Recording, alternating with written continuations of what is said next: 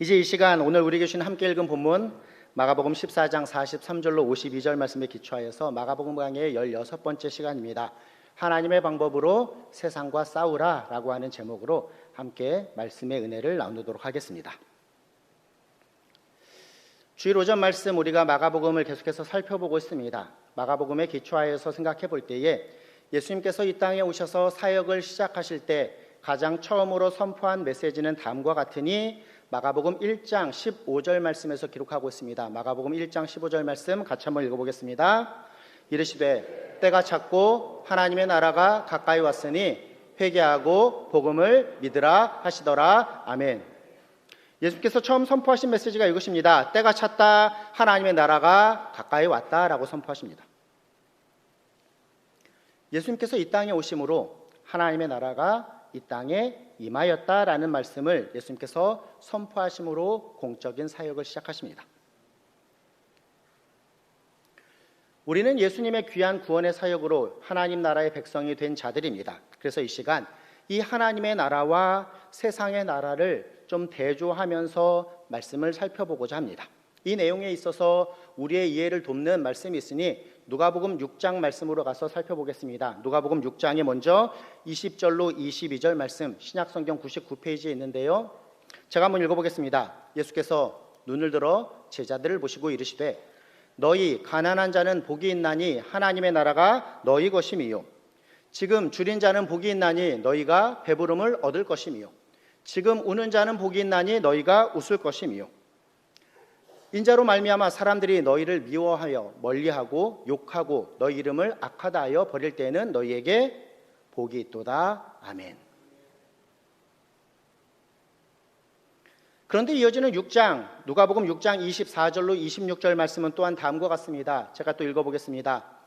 그러나 화 있을진저 너희 부유한 자여 너희는 너희의 위로를 이미 받았도다. 화 있을진저 너희 지금 배부른 자여 너희는 주리리로다. 화 있을진저 너희 지금 웃는 자여 너희가 애통하며 울리로다. 모든 사람이 너희를 칭찬하면 화가 있도다. 그들의 조상들이 거짓 선지자들에게 이와 같이 하였느니라. 아멘. 살펴본 내용에 기초해서 우리가 정리해보면 다음과 같습니다. 하나님의 나라와 세상의 나라를 대조해 볼 때에 깨닫는 바가 무엇일까요? 하나님의 나라 백성들이 추구하는 것과 세상 나라에 속한 자들이 추구하는 것이 그 순서가 완전히 뒤바뀌어 있다는 것을 우리가 깨닫게 됩니다. 진정한 성도 하나님 나라의 백성은 세상이 초라하게 여기는 것을 소중히 여깁니다. 세상이 좋다라고 선전하며 세상의 모든 사람들이 추구하는 것을 우리는 의심하며 살아간다라는 것입니다. 이 세상 나라에 속한 자들이 추구하는 가치 중에 무엇인가 바닥에 있는 것들이 하나님 나라에 속한 자들에게 있어서는 그 가치가 꼭대기에 있으며 세상 나라에 속한 자들이 추구하는 그 꼭대기에 있는 가치들이 하나님 나라의 백성들에게 있어서는 그리 중요한 것이 아닐 수 있다라고 우리가 이 내용을 정리해 볼 수 있습니다. 살펴본 누가복음 6장 말씀을 통하여서 세상 나라가 추구하는 가치의 꼭대기에 있는 것이 무엇입니까? 6장 24절 말씀 보니 너희 부유한 자여 라고 이야기합니다. 부유하다라는 것이 무엇을 의미하겠습니까? 돈과 권력을 가진 것을 의미할 것입니다. 이어지는 6장 25절 말씀을 보니 모든 사람이 너희를 칭찬한다라고 이야기합니다. 무엇인가 성공과 명예가 세상 나라의 가치로 우리가 생각해 볼 수 있습니다. 이와 반대로 하나님 나라에 속한 자들이 추구하는 가치의 꼭대기에는 무엇이 있습니까? 누가복음 6장 20절 말씀 보니 너희 가난한 자는 이라고 이야기합니다. 가난과 약함.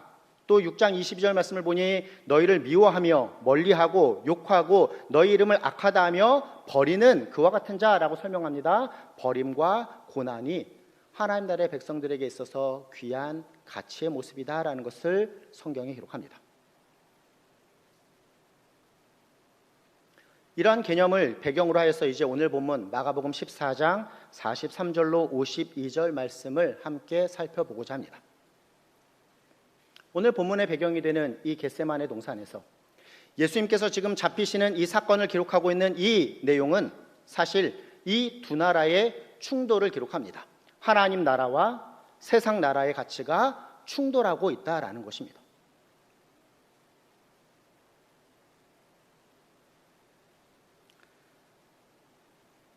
성도는 이 땅에서의 삶을 살아갑니다. 우리가 이 땅에 발붙이고 살아가기에 사실 돈도 필요합니다. 제가 지금 설교를 하면서 사랑하는 성도님들 모든 물질을 다 버리고 24시간 교회에 와서 생활하십시오. 제가 먹는 것은 제공하겠습니다. 이런 내용이 아닙니다. 우리가 이 땅에서 발붙이며 살아가기에 돈도 필요합니다. 그리고 어느 정도 나의 가치를 추구할 수 있는 권력과 힘이라고 하는 나의 비전을 이루는 모습도 필요합니다. 문제는 무엇일까요? 세상의 모든 사람들이 추구하는 것과 같은 이 돈과 권력이 우리의 우상이 되는 것입니다. 우상이라는 것이 무엇일까요? 하나님보다 무엇인가 우선시 되는 것은 다 우상이 됩니다.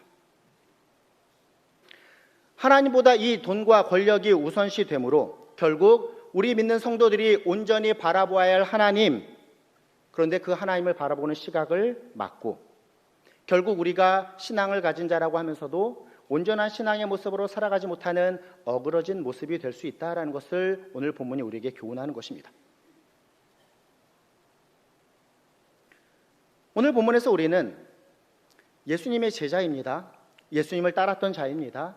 그가 분명하게 바라보아야 할, 그가 분명하게 추구해야 할 가치가 바로 예수님이라는 것을 알고 있는 자였음에도 불구하고 세상 나라의 가치를 쫓는 대표적인 한 사람을 만나게 되니 그가 바로 가룟 유다입니다.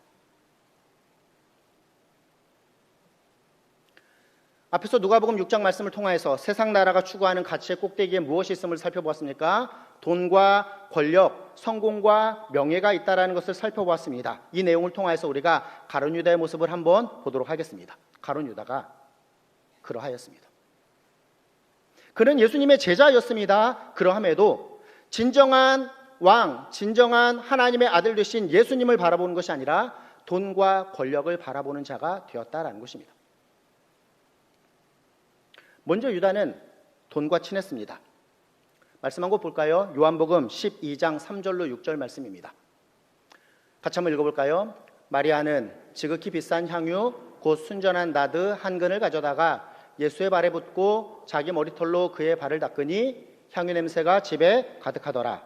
제자 중 하나로서 예수를 잡아줄 가룟 유다가 말하되 이 향유를 어찌하여 300데나리온에 팔아 가난한 자들에게 주지 아니하였느냐 하니 이렇게 말함은 가난한 자들을 생각함이 아니요 그는 도둑이라 돈꾀를 맞고 거기 넣는 것을 훔쳐 가미러라. 아멘. 지난 종려주일 때 우리가 이 본문을 함께 나누었던 것을 기억합니다. 마리아는 예수님의 죽음을 이제 미리 암시함으로 예수님께 귀한 향유를 붓습니다. 내용의 결론을 보면 이 일이 참으로 귀한 일이기에 복음이 전파되는 곳에 이 여인이 행한 일 또한 전파되어야 한다라고 예수님께서 말씀하신 귀한 일입니다. 그런데 유다의 반응을 보십시오. 이 귀한 예수님의 사역 앞에 그는 온전히 예수님을 바라보지 못합니다. 무엇이 그의 눈을 가린 것입니까? 돈이 그의 눈을 가렸습니다. 그가 예수님의 제자 중에 회계의 업무를 맡았습니다. 그래서 이 귀한 사역에 있어서도 차라리 그 돈을 가난한 자들에게 주는 게 더 낫지 않겠냐라고 이야기합니다. 그리고 그 본연의 목적이 무엇이라고요? 돈궤에서 돈을 가져가는 모습이다라고 성경이 기록합니다. 가룟 유다의 결과가 무엇입니까? 이처럼 진리 되신, 길 되신, 생명 되신 예수님과 함께함에도 불구하고 그의 눈이 돈에 가리워졌기 때문에 그의 결과는 은 30의 예수님을 팔아버리는 모습을 갖습니다. 그 모습이 이제 오늘 본문에서 나타나는 것입니다. 유다는 돈과 친했습니다. 오늘 본문의 말씀을 보십시오. 유다는 이제 검과 몽치, 즉 검과 몽둥이와 친했음을 기록합니다. 본문의 시작 43절 말씀이니 같이 한번 읽어보겠습니다. 43절입니다. 예수께서 말씀하실 때에 곧 12 중에 하나인 유다가 왔는데 대제사장들과 서기관들과 장로들에게서 파송된 무리가 검과 몽치를 가지고 그와 함께 하였더라. 아멘. 겟세마네 동산에서 일어난 그 밤의 모습을 우리 성도님들 그 모습이 이렇게 그려지십니까? 묘사가 되십니까? 겟세마네 동산에서 예수님과 제자들이 있습니다. 기껏 살펴보면 가룟 유다 뺐으니까 뭐 한 12명 정도 있었다라고 생각해 볼 수 있을까요? 그런데 가룟 유다는 어떻습니까? 지금 대제사장들과 서기관들과 장로들에게서 파송받은 무리, 어찌 보면 병사들, 군인들이었을 것입니다. 그들과 함께 어떠한 모습으로 나옵니까? 검과 몽치, 칼과 몽둥이를 가지고 지금 나온다라는 것입니다. 가룟 유다의 모습이 지금 어떻습니까? 당시 유대의 종교 지도자들, 큰 권세를 가진 자들에게서 파송받은 무리와 함께하고 있습니다. 힘과 권세를 나타내는 검과 몽치를 들고 나옵니다.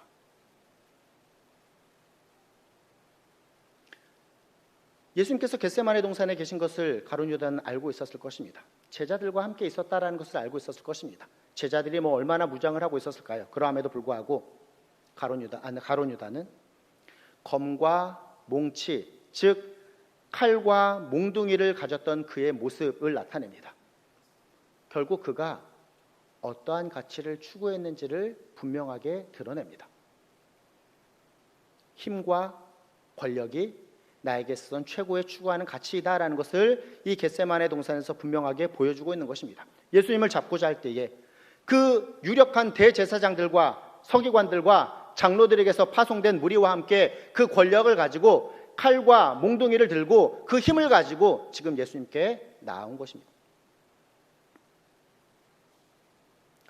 이런 상황 가운데 우리 예수님 다음과 같이 말씀하시니 오늘 본문 48절 말씀입니다. 48절도 같이 한번 읽어보도록 하겠습니다. 읽습니다. 예수께서 무리에게 말씀하여 이르시되 너희가 강도를 잡는 것 같이 검과 몽치를 가지고 나를 잡으러 나왔느냐? 아멘. 이후의 말씀을 보면 예수님께서는 여러 번 성전에 올라가셨습니다. 그러함에도 불구하고 이들은 예수님을 잡지 않았습니다. 그런데 지금 이 상황 겟세마네 동산에서 마치 강도를 잡는 것처럼 이 검과 몽치, 칼과 몽둥이를 들고 예수님을 잡으러 나옵니다. 예수님께서 말씀하신 강도라고 하는 표현은 사실 기존의 체제를 무너뜨리고 새로운 체제를 세우기 위한 어떠한 폭력적인 전술, 즉 검과 몽치를 가지고 무엇인가 새로운 게릴라 운동, 즉 혁명을 추구하는 모습으로 여겨지는 단어입니다. 이제 가룟 유다를 포함한 유대의 종교 지도자들이 로마에 반역하는 정치범으로 예수님을 잡고자 하였던 그 본연적인 의도를 드러내고 있음을 예수님께서 이미 아셨던 것입니다. 그런데 예수님 무엇이라 말씀하십니까? 나는 그러한 모습이 아니다라는 것을 말씀하십니다. 결국 예수님께서 전하시고자 하는 말씀의 의미가 무엇일까요? 너희는 내가 세상의 방법으로 대응할 줄 알고 검과 몽치를 들고 나왔느냐? 너희는 나를 몰라도 너무 모르는구나. 나는 세상의 방식대로 살아가는 자가 아니다. 하나님 나라의 방식은, 하나님 나라의 가치는 이 세상의 방식, 이 세상의 가치와 완전히 다른 것이다 라는 사실을 주님께서 말씀하시고 보여주시는 것입니다.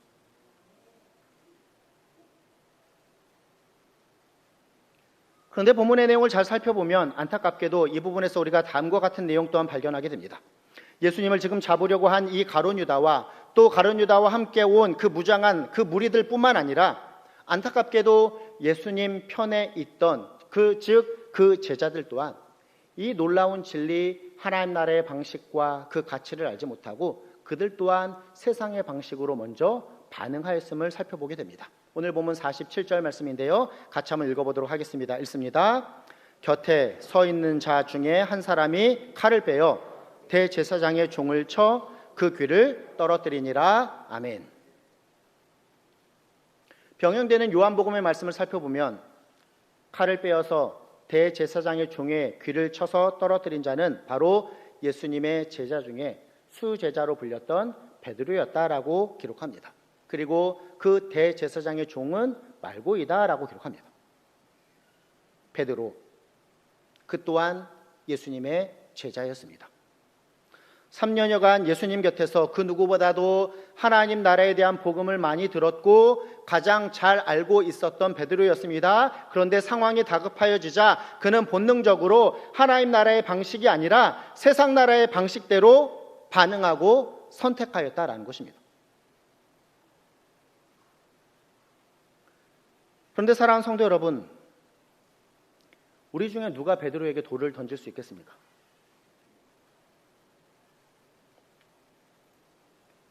우리 또한 주일이면 이처럼 예배에 열심히 참석합니다. 그리고 성도가 되었기에 세상 나라의 방식이 아니라 하나님 나라의 방식을 추구하면서 살아가야 한다는 것, 그리고 그것이 내 삶의 방향과 가치와 목적이 되어야 한다는 것, 우리가 이 모든 내용을 잘 알고 있습니다. 모르는 바가 아닙니다. 그런데 안타까운 것은 마치 본문의 베드로와 같이 우리 또한 세상 가운데 급박하게 우리에게 주어진 상황 가운데서 무엇인가 선택해야 되는 그와 같은 상황이 벌어진다고 한다면 우리는 하나님 나라의 가치는 온데간데 없이 세상의 가치와 방법을 종종 택하곤 합니다. 아니, 이것이 우리의 일반적인 삶의 모습일지 모르겠습니다.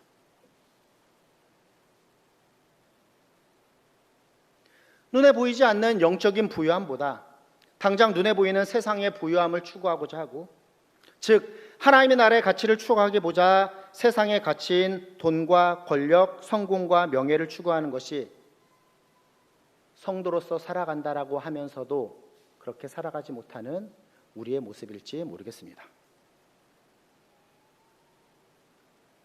가정의 달입니다. 우리의 가정과 연결해서 한번 생각해 볼까요? 이러한 모습이 우리의 자녀들을 향한 교육에 있어서도 안타깝게 나타나고 있을지 모르겠습니다. 믿음과 신앙을 가진 가정이기에, 믿음과 신앙을 가진 부모이기에 하나님 나라의 가치를 추구한다라고 하는 하나님 중심의 신앙을 가져야 한다, 너희가 믿음과 신앙의 훈련으로 세워져야 한다라고 우리의 자녀들을 가르치기보다는 마치 세상의 가치인 돈과 권력, 성공과 명예를 위하여서 무엇인가 하나님의 말씀보다 세상의 학문의 공부를 우선시하는 모습이 믿음의 가정이라고 하는 우리의 가정의 모습은 아닐까요? 고등학교에 올라가면 고3이 되면 믿음의 가정이라고 하면서도 다음과 같이 이야기합니다. 야, 고3 때는 공부해야지. 그래야지 좋은 대학 가지. 좋은 대학 가야지 성공하지. 좋은 직장에도 취업하고 네가 가진 그 비전을 이룰 수 있지. 그러니까 고3 때, 고등학교 때는 열심히 공부해. 그리고 대학 가면 교회에 가자라고 이야기를 합니다. 그렇게 됩니까? 이 이야기 가운데 이미 우리의 자녀들에게 무엇이 교육된 것입니까? 세상 나라의 가치가 하나님 나라의 가치보다 더 중요한 거야 라는 것이 이미 교육이 된 것입니다. 대학에 가는 거, 그래서 무엇인가 돈과 권력, 힘과 권세를 누리는 것이 더 우선시 되어야 한다는 것을 이미 자녀들에게 가르칠 때에 그것들을 스스로 깨닫게 되는 대학 생활로 가게 되면, 아, 내가 이제 하나님 나라의 가치를 추구하고자 교회로 가야겠다라고 하는 친구들은 거의 없습니다. 사랑하는 성도 여러분, 오늘 성도님들의 가정의 자녀들, 오늘 성도님들의 자녀의 그 손주들, 우리의 믿음의 다음 세대는 어디에서 무엇을 하고 계시는지요?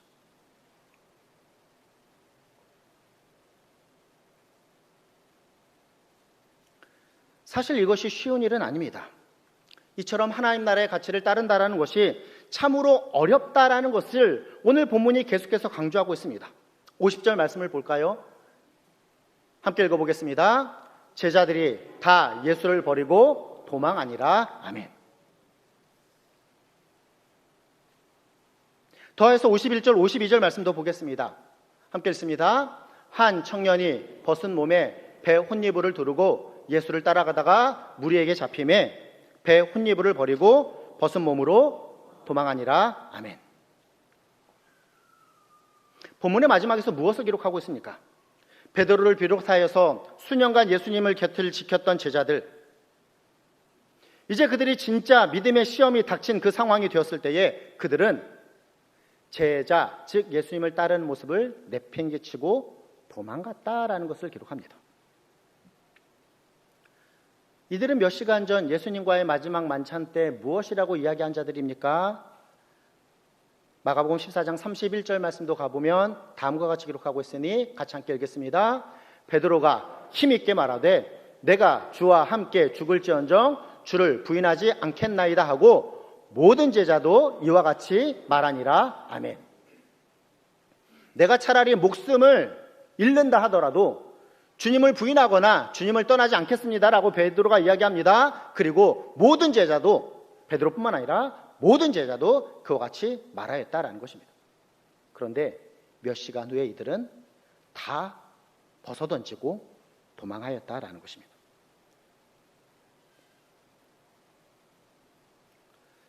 본문 51절 52절 말씀에서 기록하고 있는 이 한 청년, 그는 도망가다가 붙잡히니 몸을 두르고 있던 배 혼잎을까지 던져버리고 도망했다라고 기록합니다. 예수님 당시의 문화에 있어서 가장 중요한 가치는 이것입니다. 명예와 수치가, 명예는 추구해야 되고 수치스러움은 어떻게든 감춰야 한다라는 것이 그 당시의 문화였습니다. 그런데 지금 51절 52절 말씀에서 무엇이라고 기록합니까? 벗은 몸이라고 하는 가장 치욕스러운 수치를 기록합니다. 내가 그와 같은 모습으로까지 예수님을 버리고 도망갔다라고 이야기하는 것입니다. 일부의 성경학자들은 이 청년이 아마 본문을 기록한 마가였을 것이다 라고 추론합니다. 그럼 어떻게 연결해 볼 수 있을까요? 마가는 그 수치스러운 모습으로 예수님을 버리고 도망갔다라고 하는 그 정말 약한 모습을 스스로 고백하며 기록하고 있는 것입니다.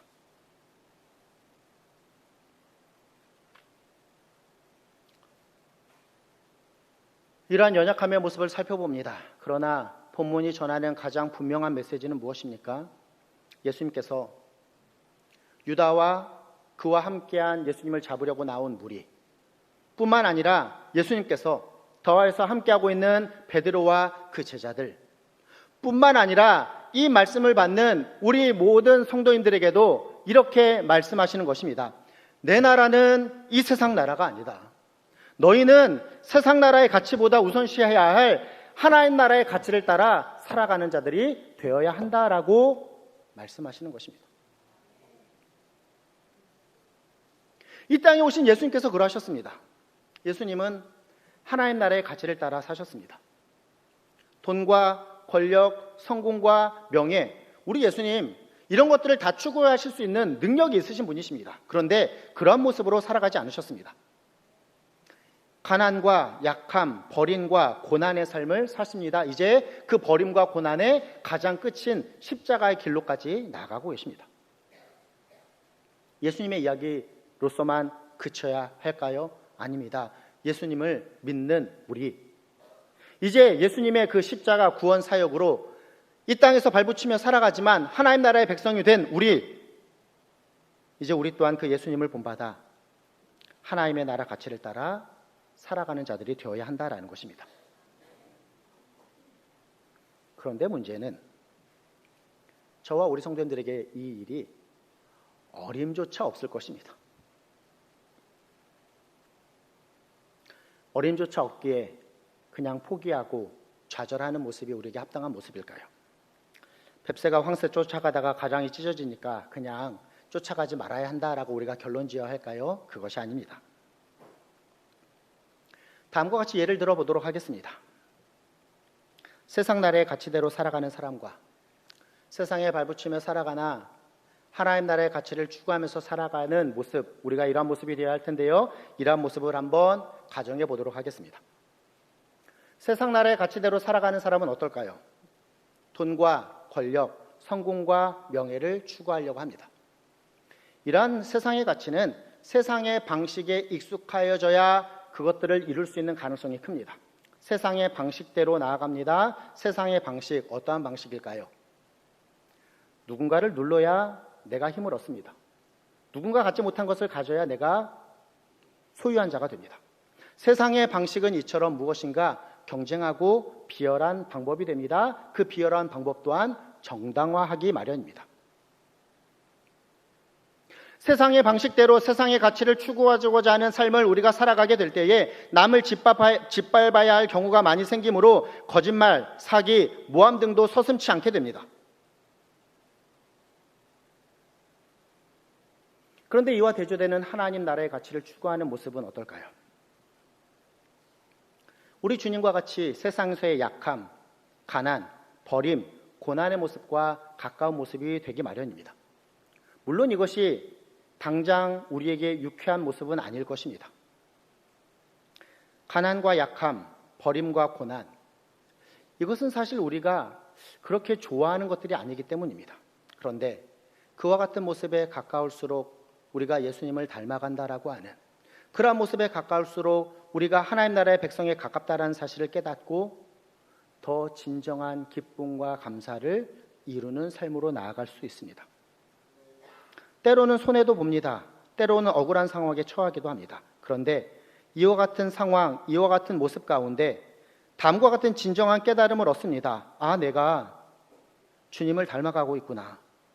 아, 내가 세상 가운데 발붙이며 살아가지만 저 천국 백성으로서의 합당한 모습으로 살아가고 있구나라고 하는 진정한 고백을 세상의 사람들뿐만 아니라 하나님 앞에서도 올려드릴 수 있게 되는 것입니다. 그럴 때 우리가 어떠한 결말을 맞게 될까요? 저 천국을 소유한 진정한 보물을 가진 자로, 하나님의 자녀라고 하는, 참된 성도라고 하는 진정한 성도의 정체성을 가지고 더욱더 우리의 믿음과 신앙을 깊이 있게 이루는 삶의 모습으로 나아갈 것입니다. 그렇습니다. 하나님 나라의 가치를 따라 살아가는 진정한 그리스도인들은 세상 가치인 돈과 권력과 성공과 명예에 연연하지 않는 삶을 살아갈 수 있습니다. 세상 나라의 꼭대기에 있는 가치들이 결코 우리를 지배하지 못하게 하는 것입니다. 그러한 삶을 살아갈 때에 우리는 세상의 흐름 가운데 그냥 세상에 매여서 세상의 종으로서 살아가는 자들이 되지 않을 수 있습니다. 예수 그리스도의 십자가 구속을 통하여서 우리가 얻게 된 진정한 성도의 정체성은 무엇입니까? 진리가 우리를 자유케 하는 것입니다.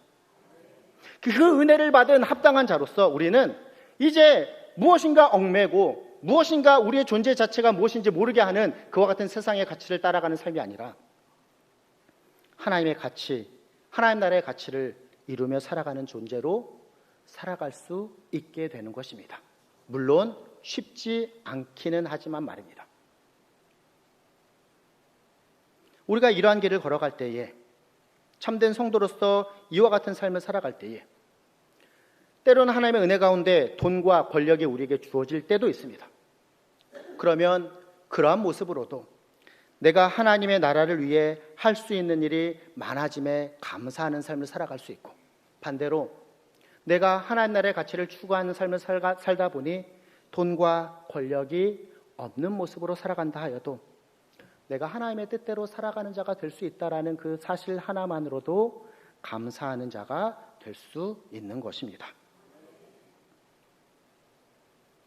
우리 또한 이 땅에 발붙이며 살아가기에 세상이 추구하는 가치인 돈과 권력, 성공과 명예 상관없이 살아갈 수는 없을 것입니다. 그런데 우리는 이처럼 세상의 가치가 아니라 하나님 나라의 가치를 추구하면서 살아가는 자들이기 때문에 세상 나라의 가치보다 하나님 나라의 가치를 더 우선하여서 살아가는 자들이 되어야 할 것입니다. 말씀을 정리합니다. 오늘 설교의 제목이 하나님의 방법으로 세상과 싸우라입니다. 세상의 가치가 아니라 하나님 나라의 가치를 가지고 살아가야 한다라는 것입니다. 이 내용을 바울은 자신의 글 빌립보서 4장 11절로 13절에서 다음과 같은 모습이기를 권면하고 있으니 우리 같이 한번 나에게 주시는 말씀으로 받아 함께 읽어보도록 하겠습니다. 읽습니다. 내가 궁핍함으로 말하는 것이 아니니라. 어떠한 형편에든지 나는 자족하기를 배웠노니 나는 비천에 처할 줄도 알고 풍부에 처할 줄도 알아. 모든 일 곧 배부름과 배고픔과 풍부와 궁핍에도 처할 줄 아는 일체의 비결을 배웠노라. 내게 능력 주시는 자 안에서 내가 모든 것을 할 수 있느니라. 아멘. 세상의 가치로 추구하는 권력과 힘, 배부름이 중요한 것이 아니라 배 부를 수도 있고 배 고플 수도 있고 비천함에 있을 수도 있고 힘 있는 풍부한 모습에 있을 수도 있다. 그러나 그 모든 상황 가운데 나는 상황에 이끌리는 삶이 아니라 그 모든 상황 위에서 살아갈 수 있는 일체의 비결이 있다. 그것이 바로 자족이다라고 이야기합니다. 스스로 만족하는, 어찌 우리의 상황이 세상적으로 볼 때에 힘없고 가난하고 약하고 고난받으며 비천함일 때도 어떻게 우리가 감사할 수 있겠습니까? 내가 처한 그 모든 상황 또한 하나님의 계획 안에 있다라는 사실, 하나님의 주권을 인정할 때에 우리는 이 일체의 비결, 자족하는 모습으로 살아갈 수 있다라는 것입니다. 어쩌면 세상에서의 모습은 그리, 이와 같은 어려움의 모습은 그리 우리에게 유쾌하지 않을지 모릅니다. 그런데 우리는 세상의 가치로 모든 것을 평가받고 판단하는 자들이 아닙니다. 예수님의 제자들, 본문에서 나타나는 그 연약한 자들, 예수님을 버리고 다 도망갔던 자들, 그 이후에 이들이 예수님의 부활하심을 경험하고 다시금 부르심을 경험하고 성령의 임재하심을 경험하였을 때에 그들의 삶은 어떠한 모습이었습니까? 바로 이 모습을 이루었습니다. 세상의 부귀와 영화와 돈과 권력을 추구함이 아니라 목숨까지도 버릴지라도 나는 하나님 나라의 가치를 위해서 살아가는 자를 이루는 삶을 살아간다라는 것입니다. 그렇습니다. 우리가 하나님 나라의 백성으로서 하나님 나라의 가치를 추구하는 삶을 살아갈 때 분명하게 기억해야 할 바는 바로 이것입니다. 세상 나라는 끝이 있지만 하나님의 나라는 영원하다라는 것입니다. 귀한 말씀 받았습니다. 이 땅에 발붙이며 살아가지만 우리는 참된 성도로서 저 천국을 바라보며 살아가는 자가 되어야 할 것입니다. 하나님 나라의 가치와 세상 나라의 가치가 여전히 우리의 삶 가운데, 우리의 상황 가운데, 우리의 내면 가운데 싸움을 가지고 있지만 우리가 무엇을 더 우선시해서 살아가야 하는지 말씀을 통한 귀한 깨달음을 얻었으니 하나님의 방법으로 세상과 싸우는, 세상의 가치 위에 하나님 나라의 가치를 두고 살아가는 진정한 신앙인, 참된 천국 백성으로서의 삶을 살아가시는 저와 사랑하는 우리 모든 성도님들, 우리 전농중앙교회가 되기를 예수님의 이름으로 부탁드리며 축원합니다. 아멘.